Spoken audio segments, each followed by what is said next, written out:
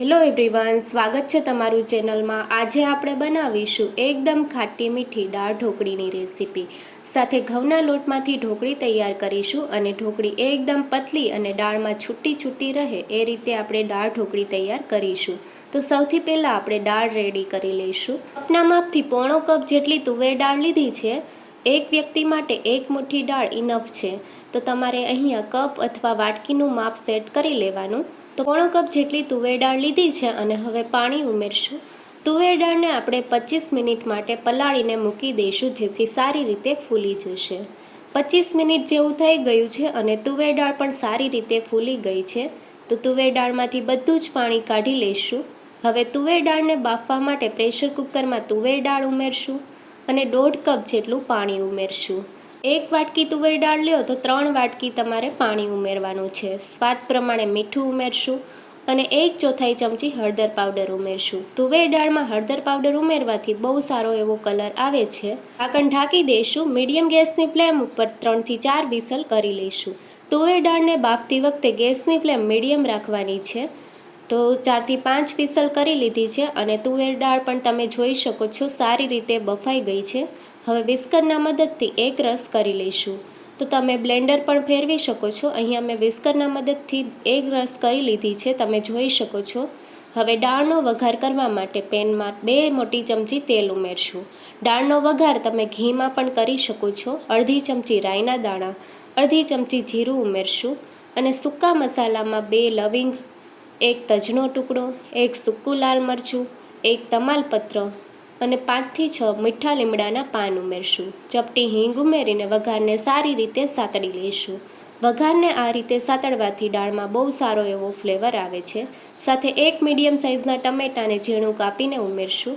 1 ચમચી આદુનું છીણ અને મરચાંને સ્લીડમાં સુધારી લીધા છે। બધી જ વસ્તુને સારી રીતે સાતળી લઈશું।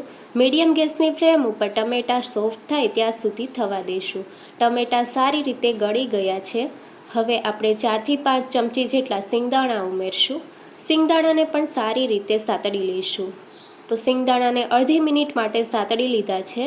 બાફેલી દાળ ઉમેરશું અને દાળને પતલી કરવા માટે 2 કપ જેટલું પાણી ઉમેરશું।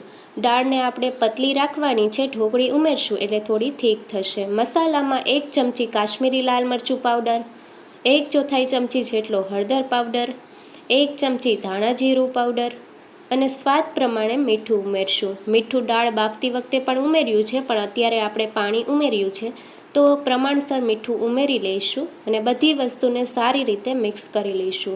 દાળમાં બધા મસાલા ઉમેરી દીધા છે અને દાળને આપણે સારી રીતે ઉકળવા દઈશું। મીડિયમ ગેસની ફ્લેમ ઉપર 6 થી 7 મિનિટ માટે દાળને થવા દઈશું। વચ્ચે વચ્ચે ચલાવતા રહેવાનું છે। દાળ થાય છે ત્યાં સુધીમાં આપણે ઢોકળી માટેનો લોટ તૈયાર કરી લઈશું। 1 કપ ઘઉંનો ઝીણો લોટ લઈશું। તુવેર દાળ પોણો કપ લીધી છે, તો તેની સાથે આપણે પોણો કપ જેટલો ઘઉંનો લોટ લઈ શકીએ અથવા 1 કપ લઈ શકીએ। 2 ચમચી ચણાનો લોટ ઉમેરશું। ચણાના લોટથી બહુ સારો એવો ટેસ્ટ આવે છે। 1/4 ચમચી હળદર પાવડર, અડધી ચમચી લાલ મરચું પાવડર, 2 ચપટી જેટલી હિંગ ઉમેરશું। સાથે સ્વાદ પ્રમાણે મીઠું, તો અહીંયા આપણે ઢોકળીના ભાગના મસાલા કરવાના છે અને અડધી ચમચીથી થોડા ઓછા આપણે અજમાને હાથેથી ક્રશ કરીને ઉમેર્યા છે। સાથે 1 ચમચી તેલ ઉમેરશું અને બધી વસ્તુને સારી રીતે મિક્સ કરી લઈશું। તો અહીંયા આપણે ચણાનો લોટ 2 ચમચી ઉમેર્યો છે। જો તમારે ચણાનો લોટ અને ઘઉંનો લોટ સરખા પ્રમાણમાં ઉમેરવો હોય તો સરખા પ્રમાણમાં પણ લઈ શકો છો। હવે થોડું થોડું પાણી ઉમેરીને રોટલીનો લોટ બાંધી એ રીતનો લોટ તૈયાર કરી લઈશું। આ ઢોકળી બનાવતી વખતે તુવેર દાળનું માપ હોય તેટલા જ પ્રમાણમાં ઢોકળીના લોટનું પ્રમાણ હોય છે। તો 1 કપ તુવેર દાળ લ્યો તો તમારે 1 કપ ઘઉંનો લોટ લેવાનો છે। તેમાં 2 ચમચી ચણાનો લોટ ઉમેરી શકો છો। હવે લોટ પણ સારી રીતે બંધાઈ ગયો છે, તમે જોઈ શકો છો। અડધી ચમચી તેલ ઉમેરીને લોટમાં સારી રીતે મિક્સ કરી લઈશું। તો લોટ આપણો તૈયાર થઈ ગયો છે ઢોકળી માટેનો। હવે લોટમાંથી મોટી સાઇઝના લુવા કરી લઈશું। તો અહીંયા આપણે મોટી રોટલી તૈયાર કરવાની છે, એટલે આ રીતે મોટી સાઇઝના લુવા તૈયાર કરી લીધા છે। લોટને સૂકા લોટથી કોટ કરીને એકદમ પાતળી રોટલી તૈયાર કરી લઈશું। ઢોકળી પાતળી તૈયાર થશે તો દાળ ઉકળતી વખતે સારી રીતે કૂક થઈ જશે। તો આ રીતે આપણે મોટી રોટલી તૈયાર કરી લઈશું। રોટલી તૈયાર થઈ ગઈ છે અને રોટલીની થિકનેસ બતાવું તો આ રીતે તમે જોઈ શકો છો, ન વધારે જાડી છે કે ન વધારે પતલી.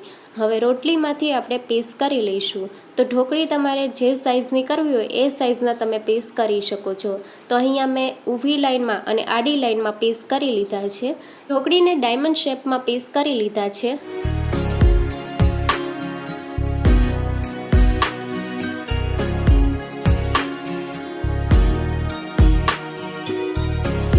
ઢોકળીના પીસ થઈ ગયા છે અને ઢોકળી તમને આ રીતે બતાવું તો સારી રીતે પીસ થયા છે. હવે ડીશમાં આપણે ઢોકળીને આ રીતે મૂકી દઈશું.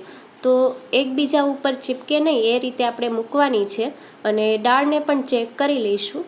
દાળ પણ સારી રીતે ઉકળી ગઈ છે અને દાળને ઉકળતા લગભગ 5 થી 6 મિનિટ જેવું થઈ ગયું છે. એકદમ ખાટી મીઠી દાળ તૈયાર કરવા માટે અહીંયા મેં 2 લીંબુનો રસ કાઢી લીધો છે. લીંબુનો રસ ઉમેરશું અને ગળપણ ઉમેરવા માટે આપણે અહીંયા ગોળનો ઉપયોગ કર્યો છે. તમે ખાંડ પણ ઉમેરી શકો છો. સાથે અડધી ચમચી ગરમ મસાલા પાવડર ઉમેરશું. તો દાળ ઉકળી જાય પછી ગરમ મસાલો પાવડર ઉમેરવાથી બહુ સારો એવો ટેસ્ટ આવે છે. બધી જ વસ્તુને સારી રીતે મિક્સ કરી લઈશું. દાળને ટેસ્ટ કરી લેવાનું. જો તમને ખટાશ અથવા ગળપણ ઓછી લાગતી હોય તો ઉમેરી દેવાનું. હવે ફરી પાછું ઢાંકણ ઢાંકીને 1 થી 2 મિનિટ માટે થવા દઈશું. દાળ થાય છે ત્યાં સુધીમાં આપણે બાકીની ઢોકળી પણ તૈયાર કરી લઈશું.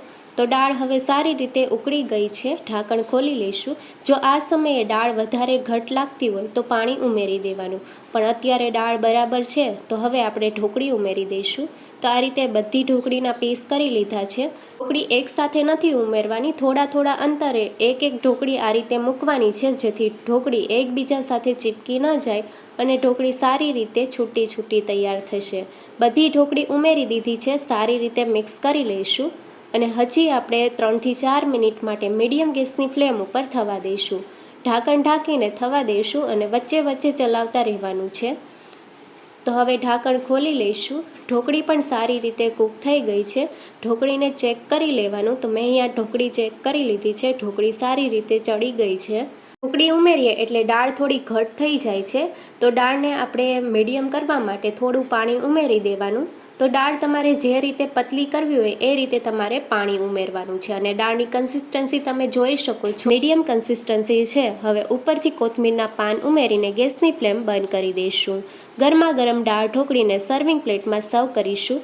ઉપરથી કોથમીરના પાન ઉમેરશું. દાળ ઢોકળી તમે જોઈ શકો છો, એકદમ છૂટી છૂટી ઢોકળી તૈયાર થઈ છે.